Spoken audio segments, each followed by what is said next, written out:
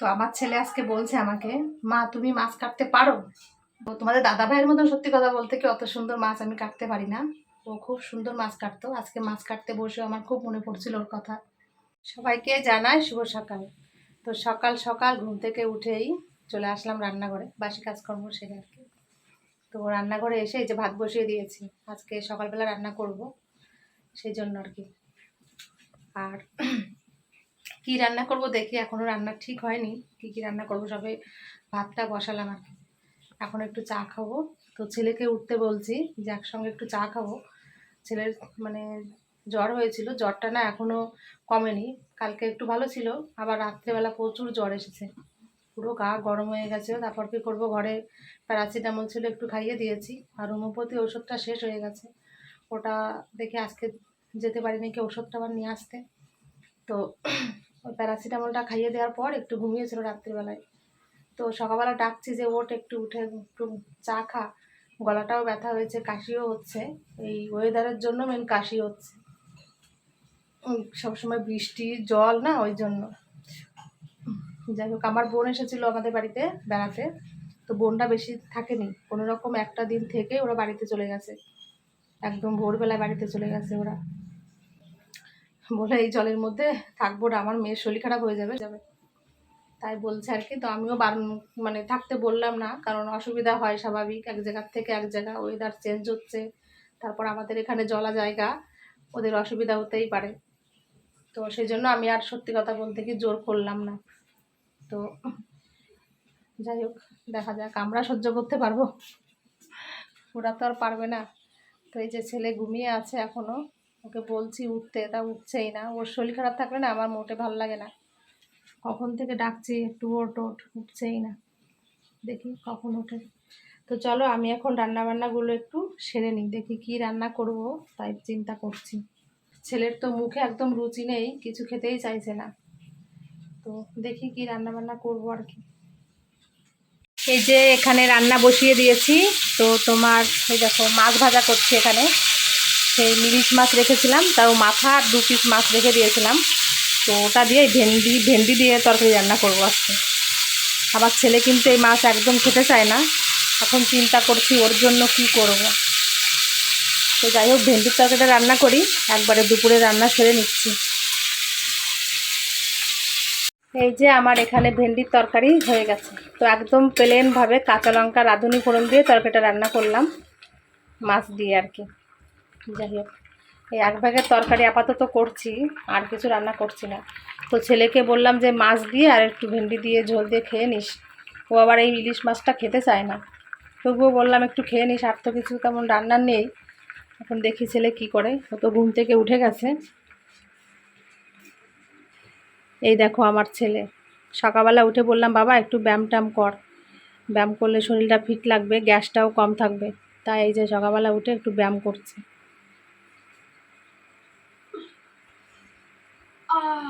মাথা এরকম ঝুঁকে, মাথা এরকম ঝুঁকলে না রক্ত চলাচল ভালো হয়।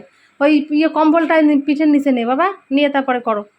আসো, ওই কম্বলটা নাও, একটু লাফাঝাপা করো, না করলে শরীর ঠিক থাকে না শোনা। প্রতিদিন সকালে একটু ব্যায়াম করিস।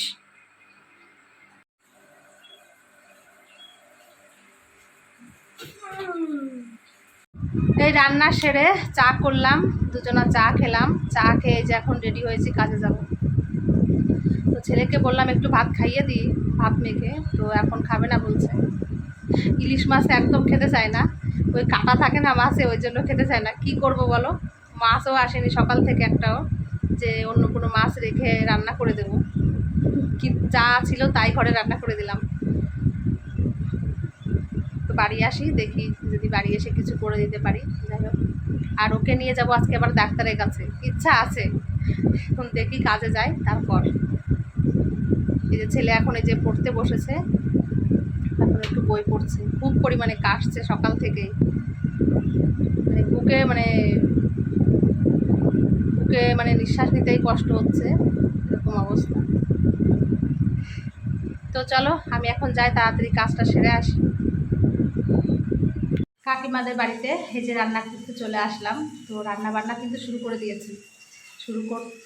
দিয়েছি বলতে তোমার বেগুন ভাজা হলো, কুমড়ো আলুর তরকারি করলাম রুটি দিয়ে খাওয়ার জন্য। রুটিও হয়ে গেছে, আর এখন উঠছে, আর বেগুন ভাজা বসিয়েছি, মাছের মাথা দিয়ে ডাল হবে, পমফ্রেট মাছ হবে।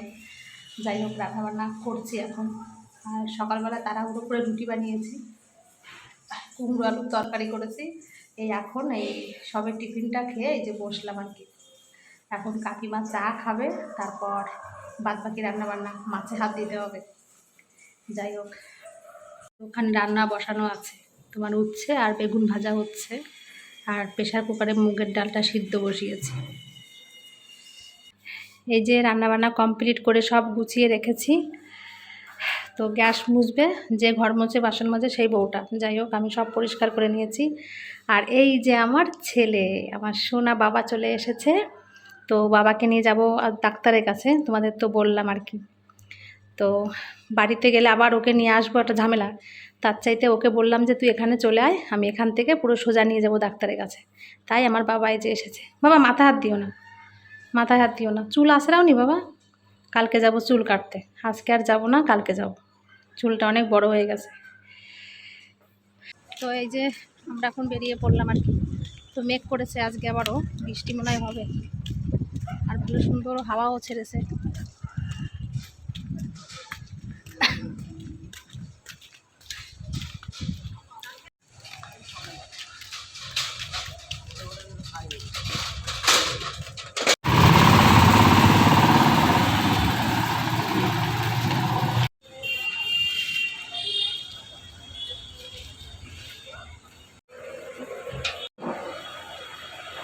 এই যে ডাক্তার দেখানো হলো, ঔষধ দিয়েছে। তো এখন যাচ্ছি একটু বিরাটিতে, মানে ছেলের জন্য একটু পেয়ারা নিয়ে আসতে, আর যদি একটু মাছ পাই ওই জন্য যাচ্ছি আর কি। ছেলেকে নিয়ে আসলাম, একটু যাই ঘুরিয়ে নিয়ে আসি।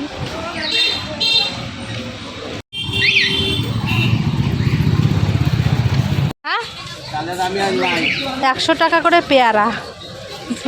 আমি আর নাই।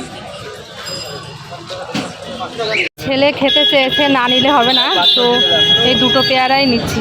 3টে দিতে হবে না, ওই একটা দুটো দিলে হবে। 50 টাকা না, তাহলে একটু কম নাও। তাহলে 60 টাকা দাও। হ্যাঁ, এক কথা বলেই যাচ্ছে, একটু কম নাও। তাহলে 60 টাকা দাও, তাহলে 60 টাকাই বিক্রি করতে পারে যাও তাহলে। এখন যাচ্ছি এই যে মাছ বাজারে।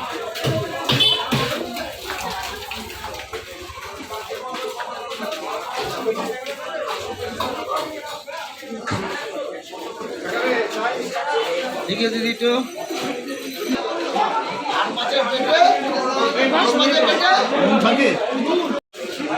ইলিশ মাছ আছে 700 টাকা করে। পাবদা আছে, পাবদা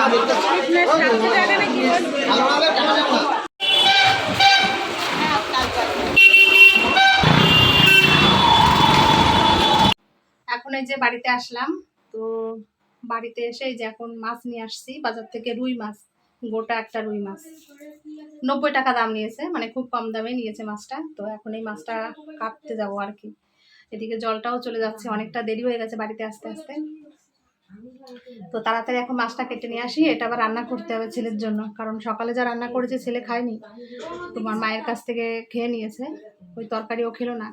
তো এখন এই মাছ কেটে তারপর রান্না বান্না করবো, ছেলের জন্য করতে হবে, কিচ্ছু করার নেই। তো চলো, এখন দেরি করবো না আর। আমি এই যে মাছ কেটে তারপর স্নান করে আন্নিক সেরে মানে রান্না করে আসলাম। তো এই যে মাছ কেটেছি আমি। তো আমার ছেলে আজকে বলছে আমাকে, মা তুমি মাছ কাটতে পারো? তাই আমাকে বলছে, কারণ কি, তো ও সবসময় দেখতো যে ওর বাবা বেশিরভাগই মাছ কাটতো, আমি খুব কম মাছ কাটতাম। তো আজকে গোটা মাছ কিনে নিয়ে আসছিলাম, বাড়িতে বসেই কাটলাম। যাই হোক, তাই আমাকে বলছে, মা তুমি মাছ কাটতে পারো? তো তোমাদের দাদা ভাইয়ের মতন সত্যি কথা বলতে কি অত সুন্দর মাছ আমি কাটতে পারি না, ও খুব সুন্দর মাছ কাটতো। আজকে মাছ কাটতে বসে আমার খুব মনে পড়ছিল ওর কথা। তো কেটেছি আর কি, মোটামুটি একেবারে যে পারি না তাও না, কেটেছি। কিন্তু ওর মতন এত সুন্দর মাছ কাটতে আমি পারি না, ও যতটা সুন্দর করে মাছ কাটতো বসে বসে।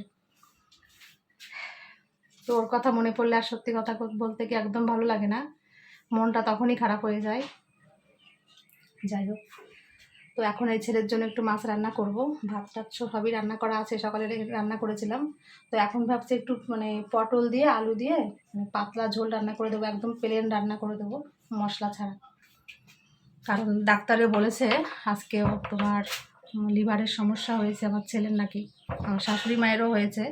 আজকে আবার এই যে কতগুলো টাকার ঔষধ নিয়ে আসলাম, 300 টাকার ঔষধ নিয়ে আসলাম আজকে আবার। সেই মানে লিভারের একটা সিরাপ দিয়েছে খেতে, দুজনকেই খেতে বলেছে, মাকেও খেতে বলেছে, ছেলেকেও খেতে বলেছে, তাই নিয়ে আসলাম আর কি। তো এটা খেয়ে দেখো কেমন কি বোঝে।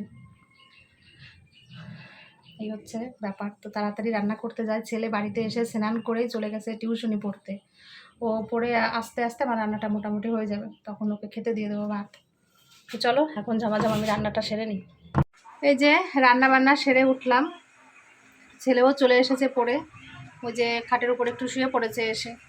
বললাম যে ভাত দিচ্ছি খেতে, ওর বলে খিদে নেই। আমারও সেই একই অবস্থা, কি বলবো তোমাদের, কাকিমা বাড়ির থেকে রুটি খেয়েছিলাম, কুমড়ো আলুর তরকারি করেছিলাম আর রুটি খেলাম। তো আমারও না পেটটা ভালো নেই, গ্যাস গ্যাস মনে হচ্ছে, একদম খিদে বলতে কিচ্ছু নেই। তো রান্না তো সকালেও করলাম মাছের ঝোল, দুপুরবেলা করলাম মাছের ঝোল, সব পুরো ধরা যা রান্না করেছি, কিচ্ছু খেতে ইচ্ছা করছে না, এত পরিমাণে গ্যাস হয়ে যাচ্ছে।